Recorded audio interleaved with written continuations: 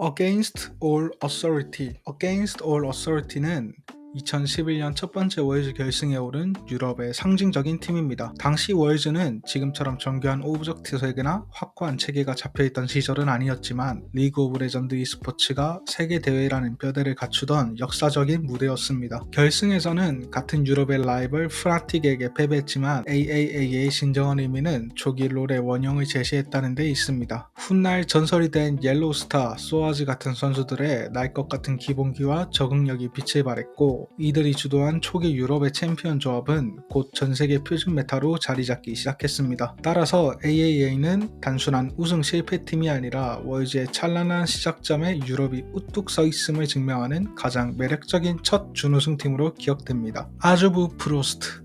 아주브 프로스트는 2012년 월즈 결승에 오른 한국팀입니다. 한국 서버와 한국 리그가 본격적으로 세계 무대에 영향력을 드러내기 시작하던 시기에 등장했고 빠른 합류와 조직적인 한타로 한국식 롤의 가능성을 보여줬습니다. 대만의 타이페이 어쌔신에게 패배했지만 아주브 프로스트는 이미 그 대회에서 한국팀이 앞으로 세계 무대의 중심이 될 수 있다는 인상을 남겼습니다. 특히 빠른 템포의 교전 전환과 팀 단위의 움직임은 이후 LCK가 강해지는 방향과도 연결됩니다. 준우승으로 끝났지만 한국 롤이 세계 정상권에 들어왔다는 걸 처음으로 크게 알린 팀이었습니다. 로얄 클럽. 로얄 클럽은 2013년 월즈 결승에 오른 중국 팀입니다. 당시 중국 리그는 한국에 비해 체계적인 운영면에서는 아직 거칠다는 평가를 받았지만 로얄 클럽의 강한 라인전과 과감한 교전으로 결승까지 올라갔습니다. 이 팀을 기억하는 핵심은 우지 중심의 원딜 캐리입니다. 우지는 어린 나이에도 세계적인 원거리 딜러로 주목받았고 로얄 클럽은 그를 중심으로 후반 한타에서 승부를 보는 색깔이 분명했습니다. SK텔레콤 T1에게 0대3으로 패배했지만 이 팀은 중국 롤이 세계 정상권에 도전할 수 있다는 첫 강한 장면을 만들었습니다. 로얄 클럽의 준우승은 이후 LPL이 오랫동안 이어간 원딜 중심의 팀 컬러의 출발점처럼 기억됩니다. 스타혼 로얄 클럽. 스타혼 로얄 클럽은 2014년 다시 월즈 결승에 오른 중국 팀입니다. 전년도 로얄 클럽의 흐름을 이어받은 팀으로 우지를 중심으로 둔 강한 바텀 캐리 색깔은 여전히 팀의 핵심이었습니다. 이 팀을 기억하는 핵심은 두 번째 도전입니다. 2년 연속 결승에 올랐다는 점만으로도 당시 중국팀 중 가장 꾸준한 국제 경쟁력을 보여줬지만 결승 상대가 역사적인 삼성 화이트였다는 점에서 한계도 분명히 드러났습니다. 삼성 화이트의 시야 장악과 탈수기 운영에 말리며 패배했지만 스타혼 로얄 클럽은 중국이 세계 정상에 가장 가까이 다가갔던 초기 LPL의 대표 얼굴이었습니다. 준우승이 반복됐기에 더 아쉽고 그래서 더 오래 기억되는 팀입니다. 쿠 타이거즈. 쿠 타이거즈는 2015년 월즈 결승에 오른 한국 팀입니다. 당시 SK 안에서도 SK텔레콤 T1이라는 거대한 벽이 있었고 쿠는 그 벽에 맞선 가장 인상적인 도전자였습니다. 이 팀을 기억하는 핵심은 낭만적인 팀이라는 점입니다. 스맵, 호진, 쿠로, 프레이, 고릴라로 이어지는 로스터는 화려한 자본으로 만들어진 슈퍼팀이라기보다 각자의 약점과 강점을 조합해 완성도를 끌어올린 팀에 가까웠습니다. 특히 락스타이거즈로 이어지는 서사의 시작점이기도 해서 팬들에게는 단순한 준우승팀 이상의 감정이 남아있습니다. 결승에서는 SKT의 기록적인 강함을 넘지 못했지만 쿠 타이거즈는 패배한 팀임에도 많은 팬들이 좋아했던 인간적인 도전자의 이미지로 남아있습니다. 삼성 갤럭시. 삼성 갤럭시는 2016년 월즈 결승에 오른 한국팀입니다. 이 팀은 2014년 삼성 화이트와 삼성 블루가 떠난 뒤 새롭게 재건된 삼성의 후신에 가까웠고 한동안 세계 최강과는 거리가 있어 보였습니다. 하지만 2016년 월즈에서 차근차근 올라오며 결승까지 도달했고 SKT를 상대로 5세트까지 끌고 가는 명승부를 만들었습니다. 앰비션의 정글 포지션 전환, 크라운의 안정적인 미드플레이, 룰러의 성장 과정은 아직 완성형은 아니었지만 이미 다음 해를 기대하게 만들었습니다. 2016년의 패배는 끝이 아니라 2017년 같은 무대에서 SKT를 무너뜨리는 서사의 출발점이었습니다. SK텔레콤 T1. SK텔레콤 T1은 2017년 월즈 준우승팀입니다. 이미 3번의 월즈 우승을 가진 왕조였지만 이 대회에서는 더 이상 모든 것이 뜻대로 흘러가지 않았습니다. 이 팀을 기억하는 핵심은 왕조의 균열입니다. 페이커는 갈리오를 중심으로 팀을 결승까지 끌어올리며 말 그대로 혼자 세계선을 붙잡는 듯한 경기를 보여줬지만 결승에서는 삼성 갤럭시에게 0대3으로 패배했습니다. 특히 경기 후 페이커가 고개 숙인 장면은 리그 오브 레전드 e스포츠 역사에서 가장 상징적인 패배 장면 중 하나로 남아있습니다. 2017 SKT는 약한 팀이 아니었습니다.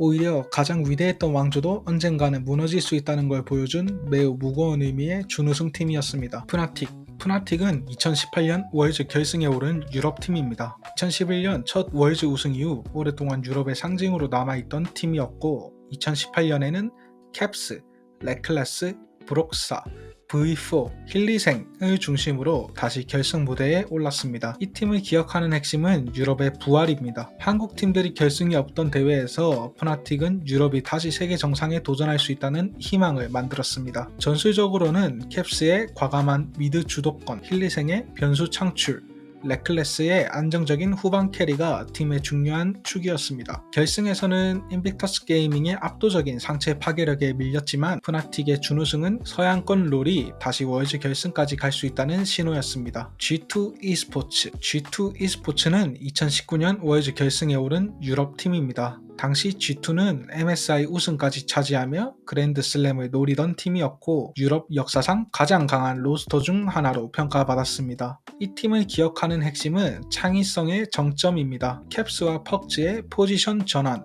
미키엑스의 넓은 챔프폭, 원더와 양코스의 유연한 역할 수행은 정석적인 라인 배치와 뱀픽을 자주 흔들었습니다. G2는 상대가 준비한 답안지를 찢어버리는 팀처럼 보였고 그래서 팬들은 이 팀을 유럽이 만든 가장 현대적인 강팀으로 기억합니다. 결승에서는 펌플럭스 피닉스의 빠르고 집요한 로밍 운영에 0대3으로 패했지만 2019년 G2는 준우승팀임에도 한 시대 메타를 흔든 팀이었습니다. 수닝은 2020년 월즈 결승에 오른 중국팀입니다. 대회 전부터 가장 강력한 우승 후보로 꼽힌 팀은 아니었지만 토너먼트를 거치며 계속 평가를 뒤집었습니다.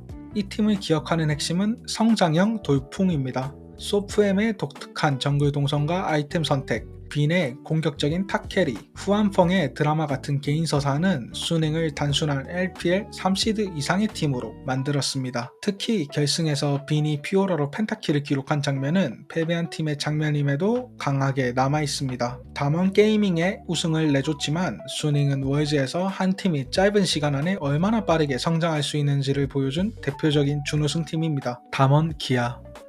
담원 기아는 2021년 월즈 준 우승팀입니다. 2020년 월즈 우승팀이었던 담원 게이밍이 이름을 바꾸고 다시 정상에 도전한 시즌이었고 이들은 여전히 세계 최강급 팀으로 평가받았습니다. 캐니언과 쇼메이커를 중심으로 한 상체의 힘은 여전히 날카로웠고 칸은 커리어 마지막 시즌에 월즈 우승이라는 목표를 향해 달렸습니다. 하지만 결승에서는 에드워드 게이밍을 상대로 5세트 접전 끝에 패배하며 연속 우승에는 실패했습니다. 이 준우승이 아쉬웠던 이유는 단순히 우승을 놓쳤기 때문만이 아니라 한 시대를 대표하던 담원이 완전히 굳어질 수 있는 순간을 눈앞에서 놓쳤기 때문입니다. T1은 2022년 월즈 결승에 오른 한국팀입니다. 페이커를 중심으로 제우스, 오너, 구마유시, 캐리아가 함께한 이 로스터는 젊은 재능과 베테랑의 중심이 공존하는 팀이었습니다. 이 팀을 기억하는 핵심은 미완성의 황금 세대입니다. 2022년 T1은 라인전 단계에서 상대를 강하게 압박하고 바텀 주도권을 바탕으로 오브젝트 싸움을 설계하는 능력이 뛰어났습니다. 하지만 결승에서는 DRX라 월즈 역사상 가장 극적인 언더독 서사 앞에서 2대3으로 패했습니다. 특히 캐리아가 경기 후 눈물을 보인 장면은 이 로스터가 얼마나 우승에 가까웠는지를 상징합니다. 2022 T1의 준우승은 실패라기보다 이후 다시 정상에 오르는 긴 서사의 가장 아픈 출발점처럼 남았습니다. 웨이보 게이밍은 2023 월즈 결승에 오른 중국 팀입니다. LPL 4시드로 출발했고 대회 내내 가장 압도적인 팀이라기보다는 토너먼트 흐름을 타고 끝까지 살아남은 팀에 가까웠습니다. 이 팀을 기억하는 핵심은 예측 불가능성입니다. 더샤이의 공격적인 탑플레이,